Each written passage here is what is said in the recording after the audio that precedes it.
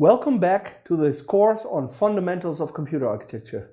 We're now starting the last module, the review of the memory hierarchy, and I will start with explaining the basics of caches. As usual, here are the objectives for this module. I expect you to be able to explain why a memory hierarchy is needed in modern computing systems. Furthermore, I expect you to explain the following terms which are listed here: cache, locality, cache hit, cache miss, etc. I will not read all these terms to you. You will see them when they are passing by on the slides. Here's a motivation for the memory hierarchy. In the 5-stage canonical pipeline, we assumed that both instruction fetch and the memory access stage, both IF and MEM, take one clock cycle. Unfortunately, this is an unrealistic assumption because the latency of memory, which is usually implemented using dynamic random access memory, has decreased much slower than the processor cycle time. This figure here illustrates the processor memory performance gap. It shows the relative performance since 1980. Here are the years, horizontally are the years, vertically is the relative performance, assuming that the speed in 1980 of both was 1. We see that processor speed has increased much more than the DRAM speed, right? Notice also that the y-axis is on a logarithmic scale. So what looks linear is in fact exponential. How do we solve this problem? We need to load data from memory, we need to store data to memory, and this should not hurt our performance too much. The simplest solution we can think of is to use a faster memory. Faster memories can be built, for example, to use SRAM technology, static RAM technology, instead of DRAM. However, SRAMs are less dense, meaning they occupy more space and more costly in terms of DRAM. The second approach, and that's the approach I will discuss in this lesson, is to use a hierarchy of memories. The idea is to place an SRAM cache on the same chip with the execution unit. And the SRAM cache should contain code and data, instructions and data that is often used now and in the near future. So that gives rise to this picture here. On the right we have the chip with the CPU and the registers, and on the chip is a cache which is limited in size, for example 64 kilobyte, but has a cycle time 1 nanosecond in this example, an access time 1 nanosecond in this example, which is close to the 3 gigahertz clock of the processor, which is also the access time of the registers. Then main memory is much larger, orders 1000x larger, 4 to 16 gigabyte, a factor of million almost larger, but the access time is 50 to 100 nanoseconds, meaning in that time we can execute 150 up to 300 instructions.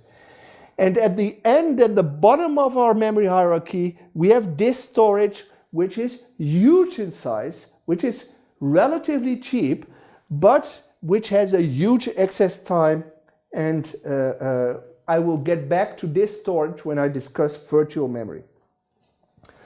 Why should this work? Why do we think this would be a good idea? Caches exploit locality. Programs have locality.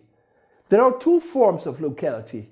First, temporal locality. That means that if an instruction, if code or data has been referenced, then it is likely that it will be needed again very soon. For example, code in a loop or scalar accesses to a scalar inside a loop, right? For example, the instruction implementing x, or the instructions implementing xi becomes xi plus s. That's a form of temporal code locality. The second reason is spatial locality. Spatial locality tells us that if code or data is referenced, then it is extremely likely that code or data that is close by, that is adjacent in memory, will be needed soon. For example, the instructions in a basic block, or scanning all elements of an array. Okay, we now know more or less what a cache is. What are the fundamental cache questions? What are the top level questions, the high level questions? The first one is, when do we bring contents of memory into the cache?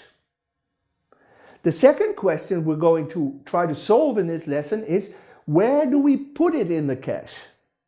And the third question we try to solve in this lesson is, how do we know it's there? Going back to the first question, when do we bring data in memory, contents of a memory location into a cache? The simplest answer, which we will relax in later lesson, is on demand. When we need information that is not in the cache, we fetch it from memory and put it in the cache. Here's an example. Here's our CPU with an on-chip cache, and here's big memory which contains information, a data word D. Now the processor reads D, right? D is not in cache, therefore we call it a miss. However, the memory returns D from memory, and we put D in the cache, so the next time we access D, it will probably be a hit. Then we read D again and again. Because D has been brought into cache by the previous read, we will find D in cache, and that corresponds to a cache hit. The second top level question was, where do we put it in the cache? There's a long answer and there's a short answer. The short answer says it depends on the cache organization. I will discuss different organizations of caches, but the simplest organization is to have a direct map cache. That means that every block of data or block of instructions in memory maps to exactly one cache block. This is illustrated in this example. All the red blocks in memory on the right-hand side map to the same cache block, the same cache position in cache. In fact, a direct map cache uses the mapping cache index is equal to the block address modulo the number of cache blocks, right? Where I use the percentage sign, which is the modulo operator in C. That means that if the number of cache blocks is a power of 2, is 2 to the power of k, which it usually is, the cache index k is given by the least significant bits of the block address, right? Here we have a very small cache with 4 blocks, 0, 1, 2, and 3. The binary representation are next to it. And if we now look at block address 9, which is written in binary as 1001, the last 2 bits are used to index the cache, which is binary 01 decimal 1. The next question is, how do we know if the requested block is actually present in the cache? How do we know it's there? Right? For example, we see that block address 13, which is binary 1101, and block address 9, which is 1001, the red block and the green block, they both map to cache index 01 decimal 1. So how do we know if the green block is present in cache or the red block is present in cache? The answer is every cache block has a tag in addition to the data, in addition to the information. The tag corresponds to the part of the address that is not used to index the cache. It's the upper part of the address. For example, Again, we have the red block decimal 9, block address 9, binary 1001. The last two bits give the index 01, 1 decimal. The first two bits correspond to the tag, and we compare the tag stored in cache with the tag of the requested block, and if they are the same, we have a cache hit. We know the data is present in cache. To summarize these questions and answers, when do we bring a memory block into the cache? Our simplest answer is on demand, and later we will talk about prefetching, and then we start a new discussion. Where do we put it? The simplest organization is a direct map cache, meaning the cache index is given by the block address modulo the number of cache blocks. And if the number of cache blocks is a power of 2, which it always is, the cache index is given by the last k bits of the block address, which allows us to compute the index very fast. And the final question, high-level question for caches was, how do we know the cache block corresponds to the requested memory block? And we answered that question because every cache block has a tag in addition to the data, and the tag part of the block address should correspond to the tag of the cache block. There's another issue, and that's we must know if the cache block contains valid data or not.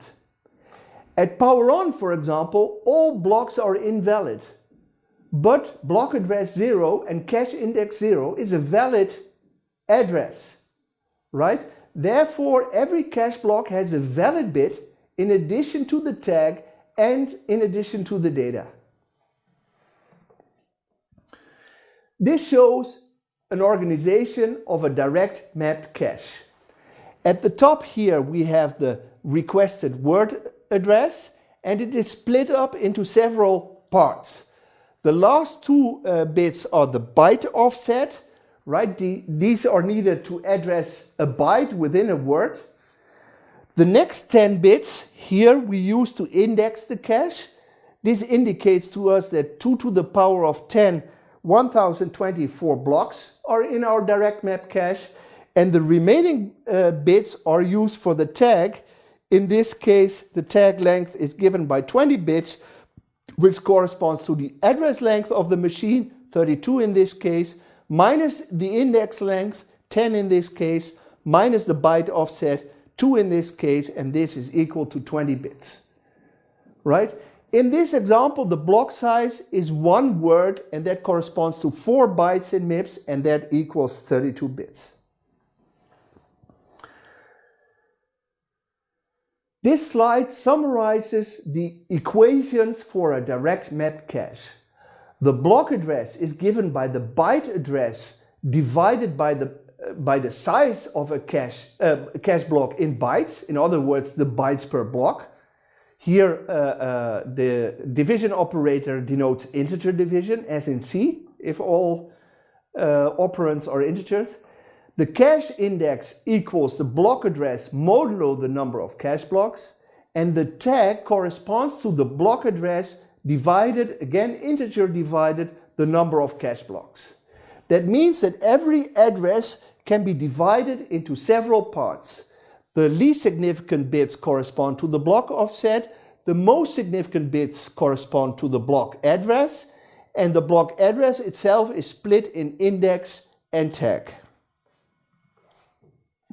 Let's now consider a small example. A processor generates the following byte addresses: 88, 104, again 88, again 104, 64, 12, 64, 72. Furthermore, it has a very small direct map cache with only 4 blocks, each of 4 bytes. Now we want to know for each access, will it be a cache hit or a cache miss, given everything we know until now. The first step is to compute the block address. From the previous slide, we know that the block address is given by the byte address divided by the bytes per block or the block size, and we can easily compute it. Then the second step is to compute the cache indices. And we know from the previous slide that the cache index is given by the block address modulo the number of cache blocks. All this information was given to us.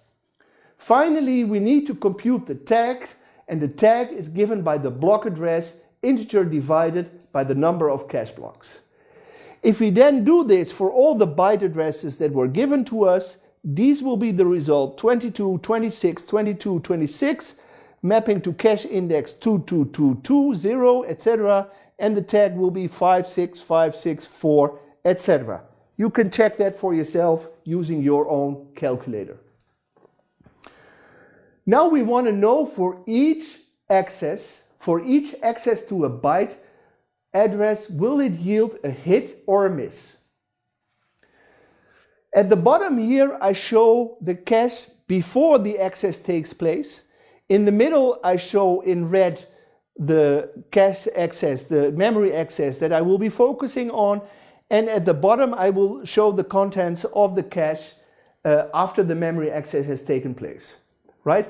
Initially, our cache is empty. As we can see, all valid bits are cleared. And then we access byte address 88 corresponding to block address 22. This maps onto cache index 2 and the tag is 5. And because our cache is initially empty, it will be a miss. And at cache index 2, as shown here, with tag 5, we will store memory block 22. Not only the byte 88, but all the bytes in that word in that memory block. This was our cache before. Now we access byte address 104. This corresponds to block address 26. Again, that maps to the same cache index 2, but it's not the one stored there because it has a different tag. So again, we will have a miss, and memory block 28 will replace memory block 22 in cache because they both map to the same cache block, to the same set. Again, I access 88. Again, it will be a miss because memory block 26 replaced memory block 22. So again, we will have a miss. Now I access block 104. This also maps to the same cache index, 104 again, but it has been replaced by memory block 22. So again, we will have a miss.